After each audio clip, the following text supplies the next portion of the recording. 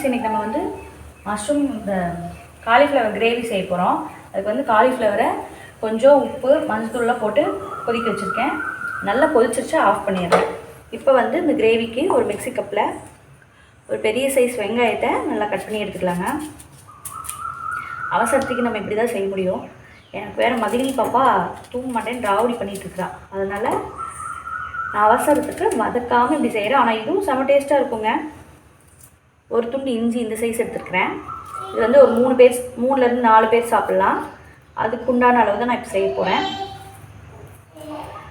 ஒரு 400 கிராம்ஸ் இருக்கும் காலிஃப்ளவர்.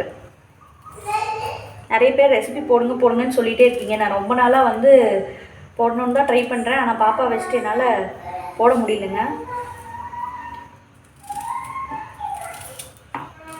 அவசர சமையல் தான் எப்போவுமே, அதனால் என்னால் வீடியோவில் எடுக்க முடியறதில்ல. ஒரு கட்டு பூண்டு எடுத்தால் போதும். அப்புறம் பெரிய சைஸ் தக்காளியாக ஒரு தக்காளி எடுத்திருக்கேன். இதுவே நாட்டு தக்காளின்னா நீங்கள் அந்த புளிப்பு டேஸ்ட் அதுக்கு தகுந்த மாதிரி பார்த்து போட்டுக்கோங்க. இது ஆப்பிள் தக்காளி. நான் யூஸ்வலாக இது வாங்குறதில்ல. இந்த தடவை அவர் வாங்கினதுனால இதை வாங்கிட்டார். வேறு வழி இல்லாமல் அதை நான் யூஸ் பண்ண போகிறேன்.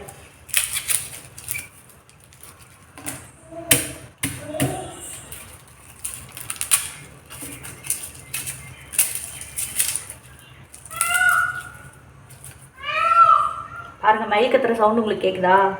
ஆமாம், எங்கள் தோட்டத்தில் மயில் கோழி எல்லாம் இருக்குது. அதனால் எல்லா கத்துற சவுண்டுக்கு நடுவில் தான் நாங்கள் சமைப்போம். ஏம்மா வர அங்கதாம்மா இருக்கும். அதுக்குள்ளே பாப்பாக்கு வேறு துண்டு காணுமா.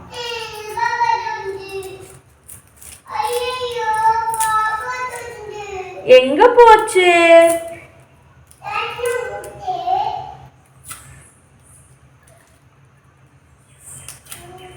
இதே மாதிரியே மஷ்ரூம் கிரேவி செஞ்சாலும் நல்லா இருக்குங்க. இருங்க, நான் ஃபுல்லாக தொளிச்சு முடிச்சிட்றேன். இப்போது பூண்டெல்லாம் தொளிச்சிட்டேன். தக்காளியும் நல்லா வாஷ் பண்ணி வச்சுருக்கேன். இதையும் 1 2 நம்ம இதை அரைக்கிறது தான், அதனால் நல்ல பொடியெல்லாம் கட் பண்ண வேண்டியதில்லை. அப்படியே போட்டிருக்கிறேங்க.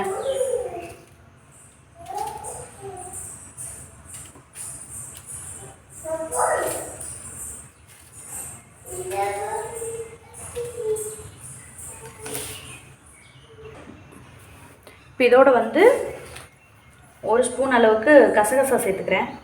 இந்த கசகசா வந்து நல்லா டேஸ்ட் கொடுக்கும். சிலர் வந்து பாதாம் முந்திரி இந்த மாதிரிலாம் சேர்ப்பாங்க. நான் கசகசா சேர்க்குறேங்க. ஒரு 1/4 ஸ்பூன் அளவுக்கு சோம்பு. மற்றதெல்லாம் இதெல்லாம் மட்டும்தான் நம்ம அரைக்க போகிறோம். மற்றதெல்லாம் வந்து தாளிக்கும் போது தான் சேர்க்க போகிறோம். அவ்வளோதான். இதை போய் நம்ம பேஸ்ட் மாதிரி அரைச்சிக்கலாம். அதுக்குள்ளே வேறு மகளினி எழுந்திரிச்சு வந்துட்டா. பேஸ்ட் மாதிரி அரைச்சிட்டு வந்துடலாம். அவ்வளோதாங்க, இதை அரைச்சிட்டு வந்துட்டேன். இப்போ இதில் இருக்கிறத வந்து நம்ம ஃபில்டர் பண்ணி எடுத்துக்கலாம்.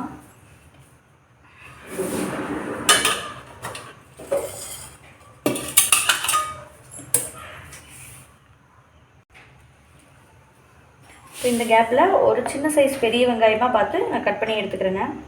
இது வந்து கிரேவி தாளித்து விடும்போது நம்மளுக்கு வேணும். போடாமல் வேணாலும் செய்யலாம். ஆனால் இது போட்டோம்னா எனக்கு கொஞ்சம் நம்மளுக்கு அந்த ரெஸ்டாரண்ட் ஸ்டைலே கிடைக்கும். அதுக்காக நான் போடுறேன்.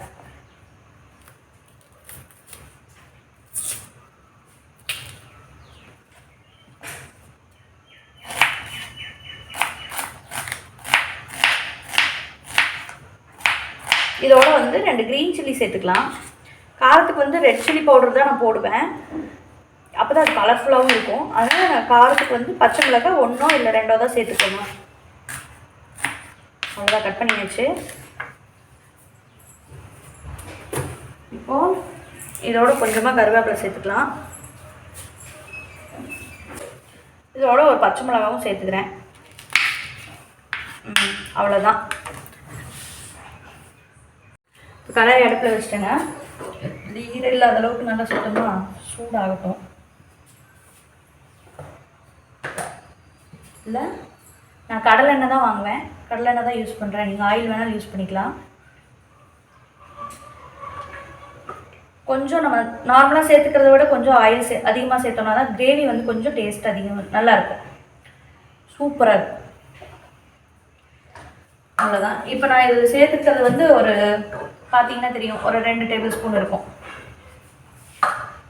ஏன்னா நான் கொஞ்சமாக தான் கிரேவி செய்ய போகிறேன். இப்போது இதில் வந்து பார்த்தீங்கன்னா உங்களுக்கு தெரியும், இதான் காமிக்கிறேன். 2 கிராம்பு, ஒரே ஒரு சின்ன துண்டு பட்டை, ஒரு 1/4 ஸ்பூன் அளவுக்கு வந்து சீரகம் எடுத்துருக்கேங்க. இதை தாளிப்பு தான் நம்ம போட போகிறோம். நான் கடுகு சேர்க்க மாட்டேன், ஏன்னா கிரேவிக்கு நான் கடுகு சேர்க்கறதில்ல. இப்போ எண்ணெய் ஓரளவுக்கு சூடாகிடுச்சு. இப்போ வந்து நான் இதை ஃபஸ்ட்டு போட்டுக்கிறேன். இதோட போட்டுக்கலாம். ஓகே, நல்லா வதக்கிடலாம்.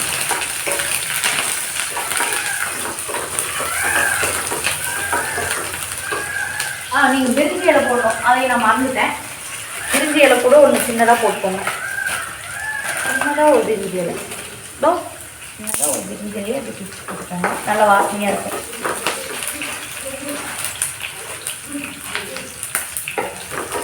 நல்லா கோல்டன் ப்ரௌன் ஆகிற வரைக்கும் வணக்கலாங்க. அப்போ தான் வந்து அந்த டேஸ்ட் நல்லாயிருக்கும். அவ்வளோதான், இது நல்லா கோல்டன் ப்ரௌன் ஆகிடுச்சுங்க. பார்த்தீங்கன்னா தெரியும். இப்போ இங்கிட்ட தான் சொன்னேன்னா, இந்த கேப்பில் நம்ம அரைச்சி வச்சுருக்கோம்ல அந்த பேஸ்ட்டை வந்து நம்ம இதை சேர்த்துடலாங்க. சரிங்களா? உங்ககிட்ட தான் சொன்னேன் நானே. சரிம்மா, சாப்பிடுமா. இது நல்லா இந்த எண்ணெயிலேயே நம்ம வதக்கணும். நல்லா இந்த எண்ணெயிலேயே வதக்கிக்கலாங்க. இது எல்லாமே ஃபுல்லாக கொஞ்சம் தண்ணி ஊற்றி அலசி ஊற்ற போகிறோம்.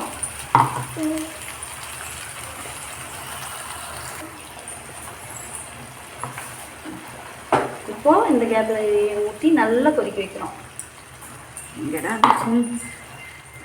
நல்லா இது எண்ணெயிலேயே நல்லா குக் ஆகணும். குக் ஆனதுக்கப்புறமா தான் நம்ம இதில் மசாலா பொருள் எல்லாம் சேர்க்க போகிறோங்க. அப்பப்போ நான் காணாமல் போவேன், ஏன்னா பாப்பாவையும் வச்சுட்டு மொபைலையும் கேமராவையும் ஹேண்டில் பண்ணுறதுனால நிறைய இடத்துல மிஸ்டேக் வரலாம். சாரி, அதுக்கு மன்னிச்சுக்கோங்க. இது ஒரு 5 நிமிஷம் மூடி போட்டு மூடி வச்சிடலாம். மூடி போட்டோன்னா கொஞ்சம் மேலே தெரிக்காது, அதுக்காக தான்.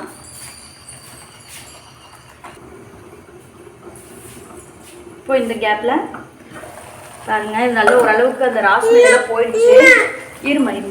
இந்த கேப்பில் வந்து நம்ம இந்த மசாலா பொருளெல்லாம் சேர்த்துக்கலாங்க. மஞ்சள்தூள், மிளகாத்தூள், மல்லித்தூள். இப்போ வந்து இதை கொஞ்சம் சிம் பண்ணிடலாம், ஏன்னா மசாலா வந்து கரிஞ்சிரும், அதுக்காக தான். இப்போ வந்து ஒரு 1/4 ஸ்பூன் அளவுக்கு மஞ்சள் தூள் போட்டுக்கிறேன்.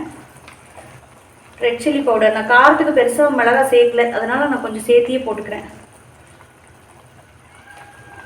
இன்னும் காஷ்மீரின் சில்லி பவுடர் போட்டிங்கன்னா நல்ல கலர் கிடைக்கும். நான் இப்போ யூஸ் பண்ணுறது நார்மல் தான். மல்லித்தூள் வந்து 1 ஸ்பூன் அளவுக்கு போடுறேங்க. மல்லித்தூள் 1 ஸ்பூன். அப்புறமா சிக்கன் மசாலா ஒரு 1/2 ஸ்பூன்னு வச்சுக்கோங்களேன். போட்டு இதை நல்லா கலந்து விடுங்க.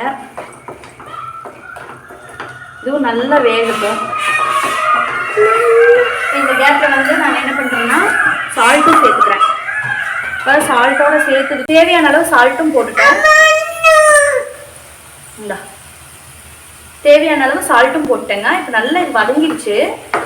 இப்போ வந்து நான் இதுக்குள்ளே தேவையான அளவுக்கு தண்ணி ஊற்றிக்க போகிறேன். நான் இப்போ ஒரு டம்ளர் அளவுக்கு சேர்க்குறேன்னு வச்சுக்கோங்களேன். 1 டம்ளர் அளவுக்கு, ஒரு பெரிய டம்ளர் அளவுக்கு நான் தண்ணி சேர்த்துருக்கேன். சேர்த்து நல்லா கலந்து விட்டு மூடி போட்டு மூடி வச்சிடலாம். கொதி வரட்டும். கொதி வந்ததுக்கப்புறமா நம்ம அதில் வந்து காலிஃப்ளவரோ இல்லை நீங்கள் வந்து காளான் போடுறதுனால கூட போட்டுக்கலாம். மேலே தெரிவித்து பற்றிய தங்கம் கீழே இறங்கலாம்ல. இப்போ இதை நான் மூடி போட்டு மூடிடுறேங்க.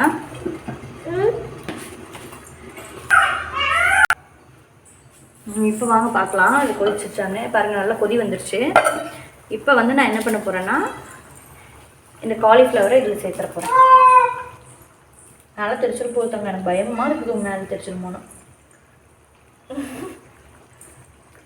சரி, இப்போ இது நல்லா கலந்து விட்டு மூடி போட்டு மூடி கொதிக்க வச்சிடலாம்.